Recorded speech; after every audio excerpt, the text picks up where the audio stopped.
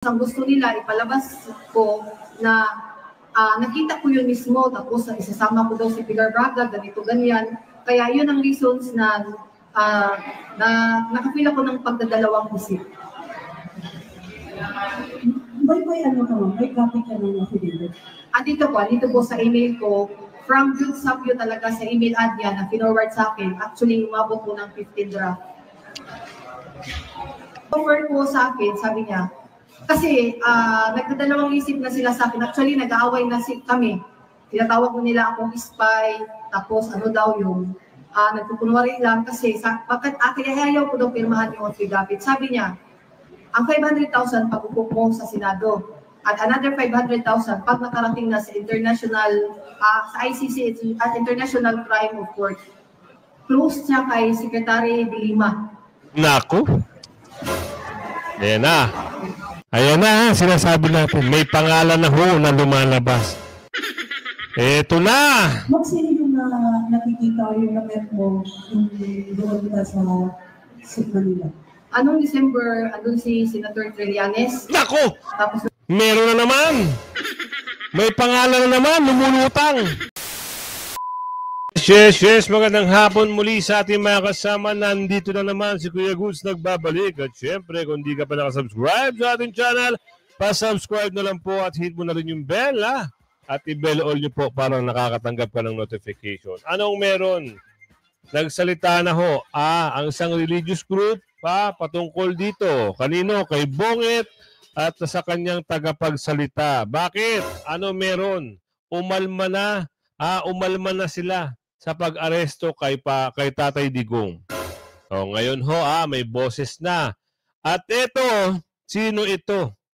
Kapapasok lang, tukoy na kung sino may kapakanan ng pagkakulong ni PRRD. O sabi rito, kung sino ang may dahilan. Nako, merong kumakanta. Merong asong ulol na babanggitin dito.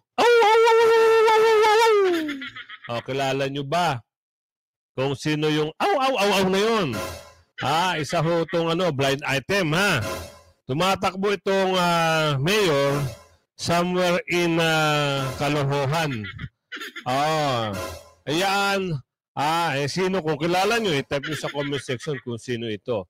Pero, ang hirap talaga, pag yung mga senador ay pumapanig na sa mga Duterte o kay BP Sara. Yan ay balita rito, ha. Conviction, mahirap makuha kapag dumami ang kalyado ni BP Sara sa Senado. Totoo naman yan, eh. Diba? Anong napapansin nyo, mga kasama? Unti-unti na hong nalalagas itong mga alkansya. Sino ang lumipat? Isipin nyo, ha. Ilang babae yan? 3, 4 na babae. Nasa partido ng alkansya. Ang 2, umalas na. Yung isa, nagpapahiwatig na rin. At yung isa, isang lalaki, gusto na rin magbaligtad o tumambling. Naku, sino kaya ito? Pero abangan natin, ha, sa dulo ng ating video, ha. Itong sino ang matutukoy dito. Sino ang nagpakulong? Sino ang nagplano? Sino ang gumawa ng eksena para si Tatay Digong ay madala sa dahig? Nako po. Yan ang sinasabi natin. Pero bago natin simulan natin talakayan at reaksyon, sang like, sang share, samahan mo na subscribe at i-bell all nyo po. I-share nyo yung video agad, ha. I-like nyo yung video agad para maganda ang ating algorithm. O eto na, ipasok mo. Nagbabala na noon ang Iglesia ni Cristo na huwag pangarapi ni BBM at ng Marcos administration na dalhin ang dating Pangulong Duterte sa The Hague, Netherlands.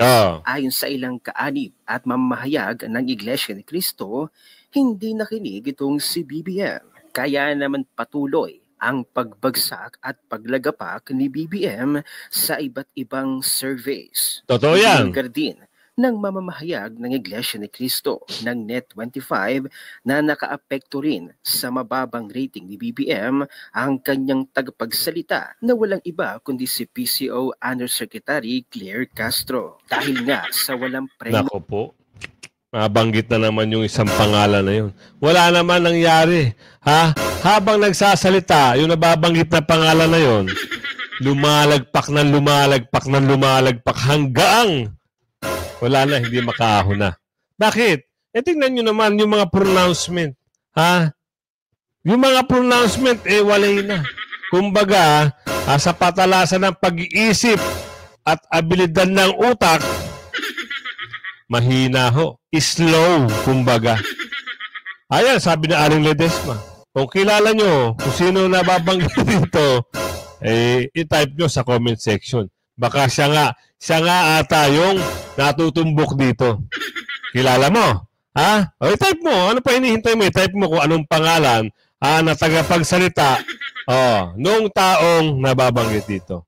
Slow daw, sabi na Aling Marie. Nung bibig nito, ang lahat ng patama ng Iglesia ni Cristo sa Marcos administration abangan sa buong video. Pero itong si Auntie Claire Castro mo, nanindigang walang utos ang palasyo kung paano sumagot sa mga briefing. Kaya naman pala, palengkera. Ngayon, isa ka na sa sinisisi. Ayan hindi tayo nagsabi niyan.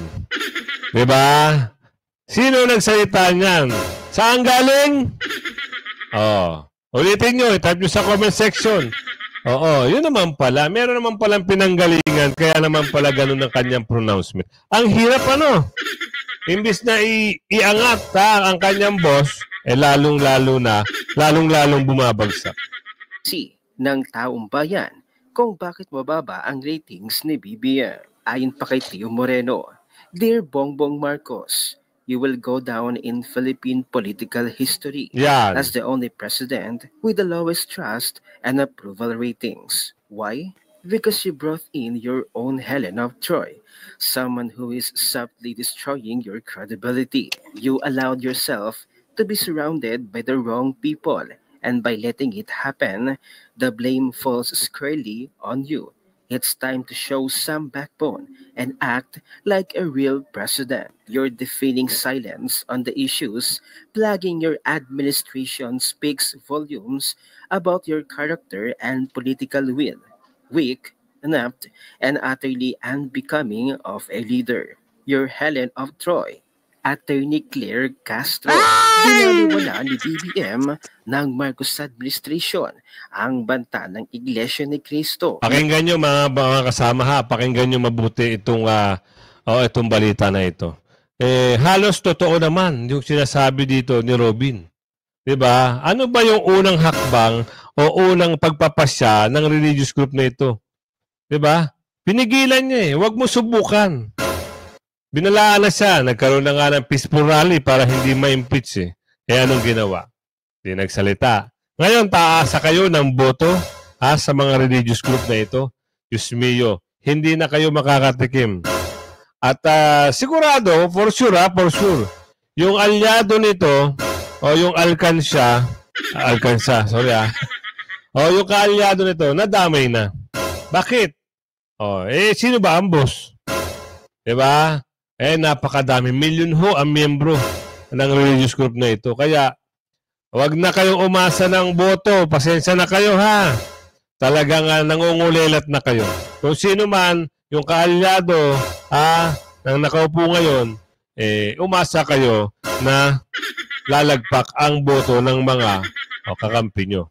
Na dapat nang magkaisa, huwag nang mag-away-away dahil lamang sa politika. Hindi na maitatanggi ang pagkatismaya ng buong Iglesia ni Cristo kay BBM. Dahil hindi naman tunay na problema ng bansa ang mga Duterte. Ginawa pang komplikado, ginawa pang magulo ang bansa. Kaya maging ang taong bayan ay bumuboses na rin matapos ang kanilang iligal na pag-aresto kay dating Pangulong Duterte at dalhin sa The Hague, Netherlands. Ito ang resulta. Kaya naman sa patuloy na natatamong pagbagsak at paglagapak ng ratings ni BBM, pati Iglesia ni Cristo, nagbigay na rin ng kanilang statement na ang iligal na pag-aresto kay dating Pangulong Duterte sa kamay ng Marcos administration at dalhin pa sa The Hague, Netherlands. At maging ang tagapagsalita ni BBM na si Attorney Claire Castro ang siyang mga nakaapekto sa paglagapak ng ratings ni BBM. Panoorin natin ang buong video. Ano yan, normal trend, Yan, diba? oo. Ng mga namumuno. Pero, yun ang sinasabi ko sa kanila, Oo. Jen, na hindi tayo pinakinggan. Ano ba yun? Ayun. Na huwag niyong pangarapin na maaresto si dating Pangulong Duterte at Ayun. maidala sa Hague, di Oo. ba? Sa Sinabi Hague. natin yan bago pa, bago yung pinag-uusapan pala yung aresto di ba? Totoo. Sabi ko, hindi. Sana hindi nila pangarapin yan kasi makakasama sa kanila, lalo na't palapit ang eleksyon. Ako naman, Nelson, ito, payo bilang isang mamamayan at nagmamalasakit sa ating bansa. Sana kumambyo ang mga leader ng ating pamahalaan Yun. at ang tagapagsalita ng Pangulo. Ako sa tingin ko, Nelson, malaking factor dito ang tagapagsalita ng Pangulo. Tama. Di ba? Well, aminin man natin o hindi. Tama. Hindi sa ano pa man, hindi sa pinasasaringan natin si Atty. Claire. Kasi image yan di ba? I-analyze nyo man o hindi. Huwag nyo pong tignan na kami ay Jen Subarjag at Nelson Luba. Pag in-analyze nyo po, apakalaki ng papel ng tagapagsalita ng Tama. Pangulo sa Tama. pagpapa po ng kanyang approval at saka trust rating. Sa halip kasi na tagapagpayapa, Yun. tagapagpaliwanag, Oho. pasugod dyan Lagi na sa Paatake. lagi na sa Oo. fighting mode po kasi. Paatake. Oho. Kayo na mag-analyze, di ba? Ayun. Makinig, tuloy nyo lang, di ba? Oho. Tignan natin. Nako, Yan, di ba? Narinig nyo yung statement na yon? Tignan natin. May laman ho yun, mga kasama, ha? Malaki po ang meaning nun. Sa tingin natin, sa tansya natin, o sa susunod na magiging pananaw natin, wala nang asahan itong alyado ni kung sino man nakaupo ngayon. Ito lang. Kung may hirapan talaga, impeachment, naku po, parang may hirapan na sila. Bakit? Ilan na ho ba ang lumipat kay BP Sara? Na galing ng Alcansa. Alyansa. Ilan na ho ba, ang nakitaan nyo na wala na sa alyansa? At meron ho pang isang kapatid dyan, kapatid ng isang senador. Pareho sila senador Sa tingin nyo, ito sa tingin nyo, sa pananaw nyo, kasi kaalyansa rin yun Sa tingin nyo, pag halimbawa ba, nagkagipitan na, sa tingin nyo, tutuloy siya sa alyansa? Palagay natin, parang, siyempre, kapatid siya ng isang senador, na nakasuporta kayo sa mga Duterte, alam naman natin, talagang itong mga ito ay nakasuporta sa mga Duterte, wala na. Bilang na ho yung papabor sa mga Duterte. Okay, BP Sara. Bilangin natin, 24 senador. Ang kailangan mo lang ay 2/3.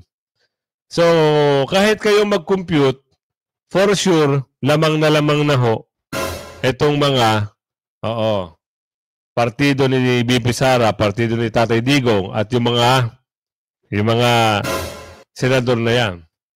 Isipin nyo mabuti, re-election is ilan? Hindi ko lang makompute dito kung sino-sino yung For sure kasi yung 10 na yan, talagang ipipilit natin, manalo yan. Kaya nga lagi nating kinakandidato yan sa channel natin Yung 10 na Duterte, ipanalo nyo.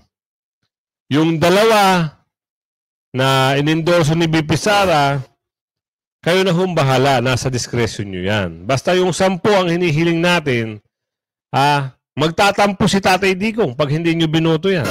Magagalit siya sa inyo. Diba? Sabi ni Madam Hanilet, magagalit, magtatampo si Tatay Digong. Wag nyo na raw siyang tawag dito. Magagalit daw siya dahil pag hindi nyo binoto, kailangan iboto nyo. Magkalimutan na tayo. Ayun, sabi ni Madam Hanilet, sabi ni Tatay Digong, magkalimutan na tayo pag hindi nyo binoto ang PDP. Pakiusap na ni Tatay Digong yan, may boses na rin. Kaya kayo, doon sa magtatapyas, huwag nyo tapyasin. Sayang ho laban natin ito, laban ng mga Duterte ito.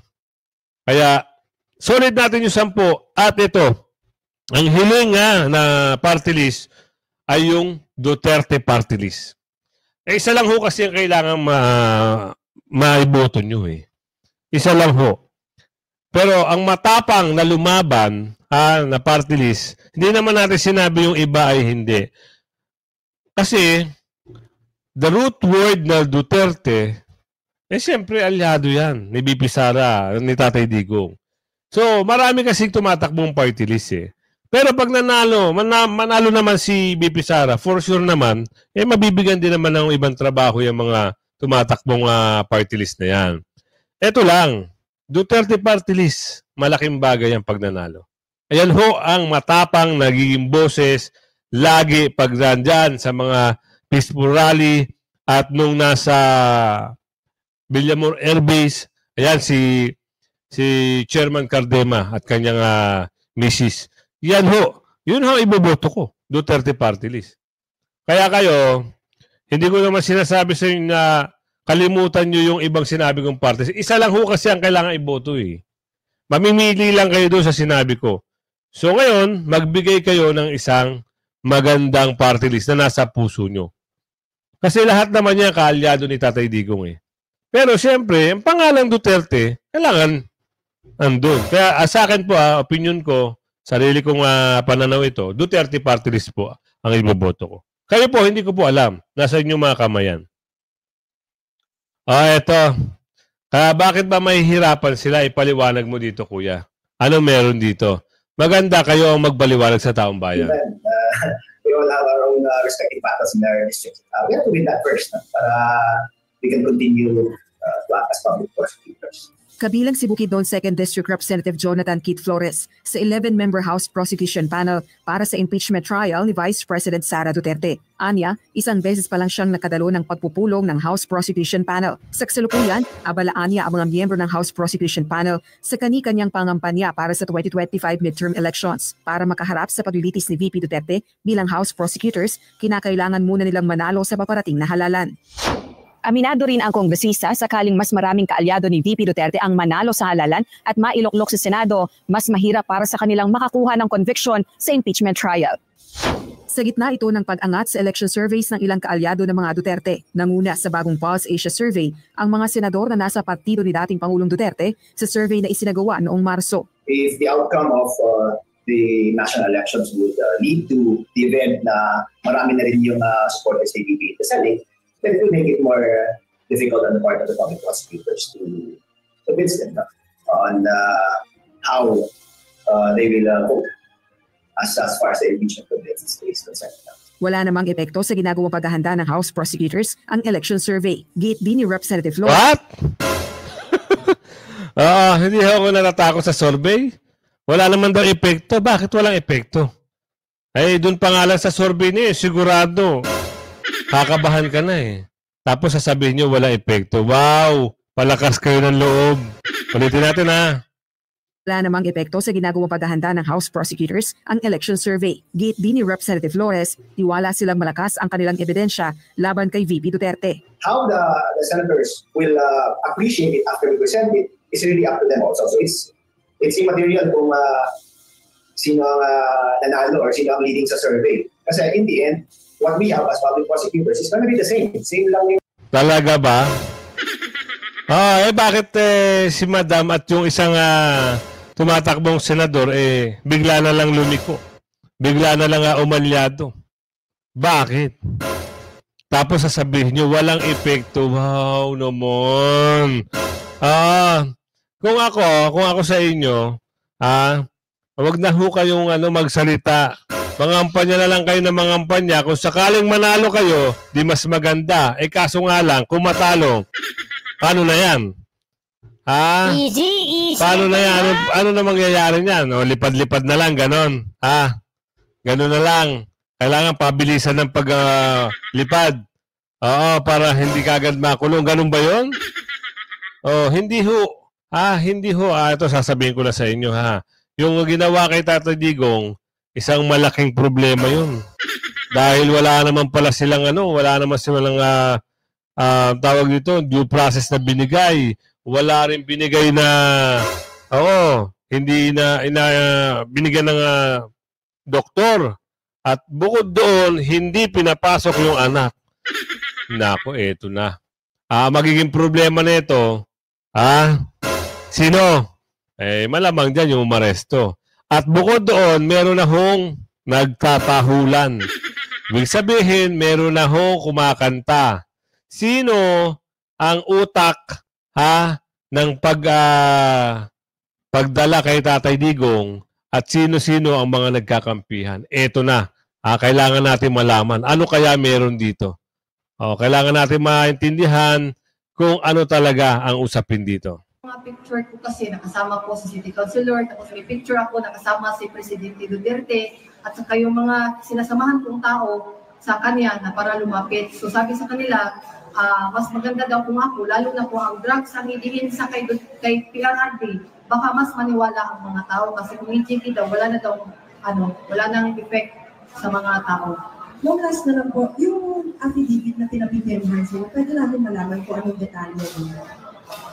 Doon sa affidavit, ma'am, actually na-shock ako. Nandoon yung involvement ni Presidente Duterte sa drugs. Nako. Diba? Kumuha sila ng peking testigo. Sino kaya ang kumuha? Eto nagsasalita na yung peking testigo. Ulitin natin para maliwanagan kayo. Dahil pinagplanuhan talaga si Tatay Digong. Na-shock ako. Nandoon yung involvement ni Presidente Duterte sa drugs. Yung sa drugs, yung daw may pinatay na nakita ko mismo, which is actually yung picture na yun, nakita ko lang yun sa Google at saka pinag-forward ko nung time ng eleksyon. Tapos ang gusto nila, ipalabas ko na nakita ko yun mismo, tapos isasama ko daw si Pilar Braga, ganito, ganyan. Kaya yun ang reasons na nakapil ako ng pagdadalawang isip.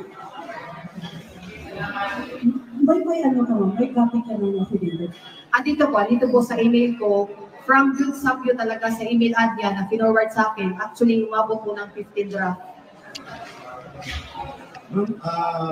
Pwede ba naman kung magkano yung in-offer nila sa inyo? At saka bali magkano lahat po na tanggap? Kung bibilangin ko lang, pwede pa nung yung bago pa mag-election. Mayroong tag 20,000, sunod na 20,000, tapos 30,000, tapos pagpasok naman itong magtistigo, si Father Alejo, iniwanan ako ng 20,000 sa upuan namin, tapos yun pang naka-insert na 20,000 sa tissue, doon sa pinainan namin, tapos nung mga pinadala nito, actually yung iba hindi pinadala kasi pupunta siya sa akin ng personal. Binibigay niya sa akin. So, kung bibilangin ko yun, umabot talaga yun ang lahat-lahat ng 300,000. Yan mga kasama naglalabasan na ho. Binayaran pala ito si ate para tumistigo laban kay Tatay Digong. Diba? Umami na siya. Ang tanong dito, attorney, kaibigan natin niya si attorney Bondok Attorney, ano bang pwedeng maging involvement nito ni ate? Pagdating dito, ano ba siya? Conspiracy o connivance? Ano bang pwedeng pag ano niya, pwedeng maging pananagutan niya o pwede siya maging star witness? Yan ang tanong natin kay attorney. Yung offer ko sa akin, sabi niya, kasi nagdadalawang isip na sila sa akin. Actually, nag-aaway na kami. Tinatawag mo nila akong spy, tapos nagpupunwari lang kasi bakit ayaw ko daw pirmahan yung affidavit. Sabi niya, ang 500,000 pag-upo mo sa Senado at another 500,000 pag nakarating na sa sa ICC, International Crime of Court. 500,000 pag nasa ICC na? Naku, mapera si ate dito Pero, ang tanong, sino ang nag-utos? Tuloy natin Gusto nila isabay na kay Las Cañas natin. Gusto talaga nila akong isabay noong January, pero sabi ko nga, dapat actually talagang ginawa ko yun, dapat bago nyo ako palisin, kasama ko yung 20 katao at pagbibigyan nyo sila, nagtag-50 mili isa-isa. Pero parang napansin nila na parang nag-aalibay na lang daw ako kasi bakit ayaw ko pirmahan. Kasi nga, dahil sa content sa affidavit na nakakatakot na at saka delikado, kaya ayaw ko nang pumirma. Ma'am, may time bang nagkakausap kayo nila sa kanya sa Cotabato? Yung si Motabato, doon kami nag-usap sa may Kanosyan Sisters kasi nasa taas ako, tapos doon siya, meron siyang ground doon siya pinapunta kasi nung time na yon, uoperahan siya. So, nag-hire sila ng doktor na doon sa Kanosyan na kumbento, doon siya uoperahan. So, ang sabi niya talaga sa akin na okay daw siya doon kasi meron silang allowance na 30,000 sa isang buwan. So, nanahimik lang ako so sabi ko, mag-observe lang talaga ako dito. Kaya nung time na meron ng affidavit at nakita ko yung content at saka nakakaintindi naman ako ng kaso, doon na ayaw ko na. Lalo na kung meron ng talagang affidavit. At saka puros pa kasinungalingan. Yan. Diba? Puros kasinungalingan. Ano ba? Kasinungalingan. Ang sinubo dito kay ate. Ngayon, napasubo na.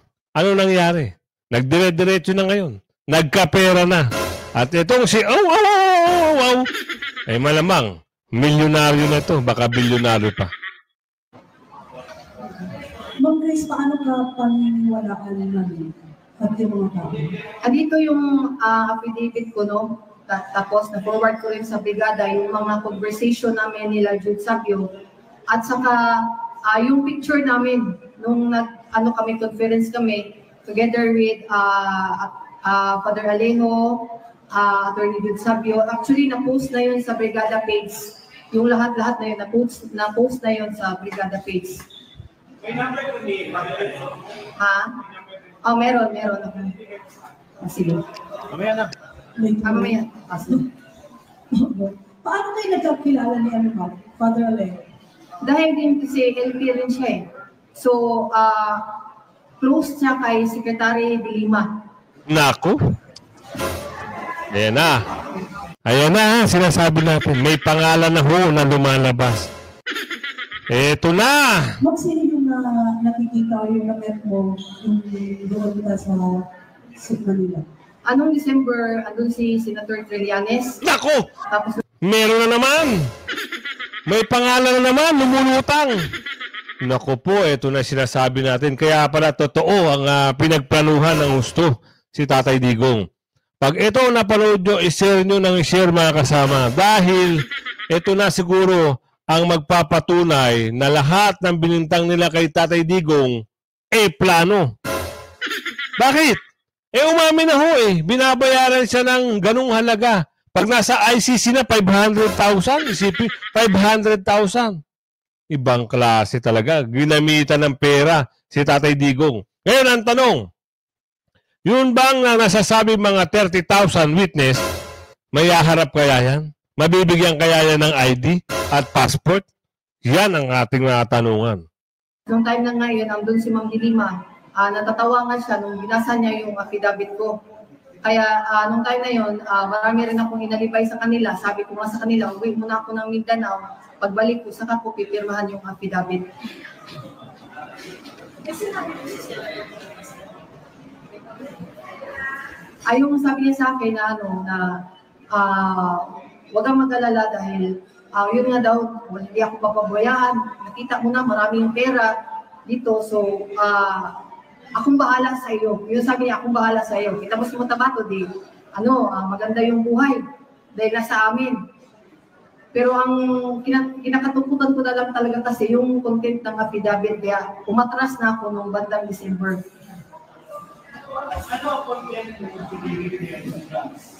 Yung shipment ni Vice Mayor Paulo Duterte sa Sasa Port at saka yung shipment ng cocaine ni PRRT doon sa Panabo at saka sa Sasa Port. Grabe, no? Gumawa ng kwento. Mapaniwala yung ibang mga naniniwala sa kanila. Puro pala peke. Puro imbento para sirain ang pangalang Duterte. Talaga maglaro itong mga durobo na ito.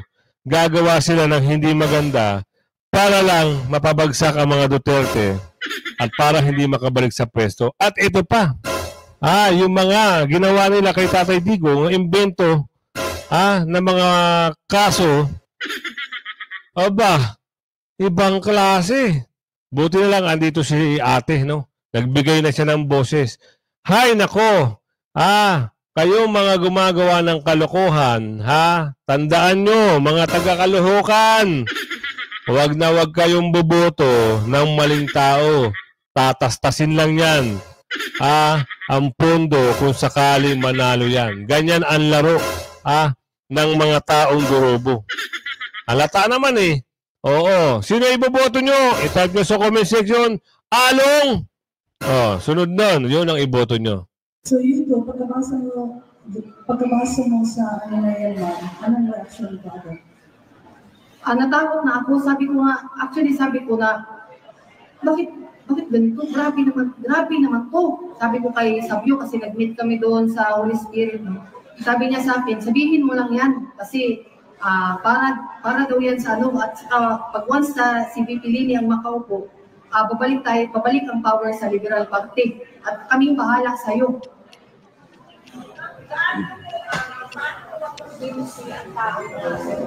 Ang klase talaga.